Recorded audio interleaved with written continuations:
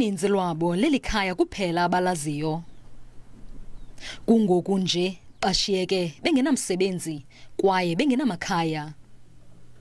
Abanye bathi abanangxaki ngokumka apha kodwa makulandele umthetho. Ba umphathi lo wale fama ebeza into ba uplana uthengisa le plus dala because ayonto yoba uvuke namhlanje wavuka sedecide into ba ndithengisa le ndawo uyiplanile.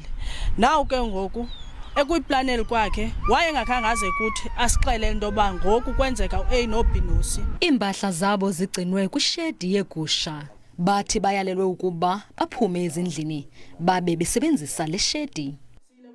Wathi kum nathi ngesikhabe sikhupha ezethu phaya and then uzazithatha azozigcina apha and then ke nathi senja ngobunjalo sazikhupha impahla zethu sazozigcina apha. uFredi Seklanti uneminyaka engama-68.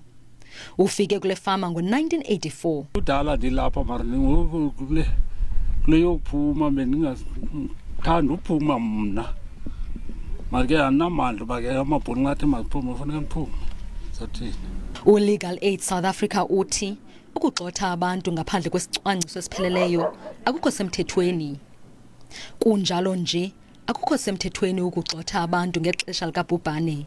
During this time of the COVID-19 lockdown, yes, court orders can be obtained, but executing the order, the actual eviction of a person is prohibited under the current lockdown regulations. Legal Aid ukwacebise abantu abanengxaki efana nalena ukuba baqhagamshelane nabo.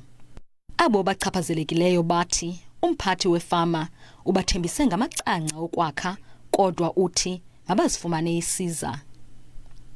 Iinzame zokuthetha nomphathi zifedile. Kwiindaba ze-SABC ndingu-Koloni, eMpuma Koloni.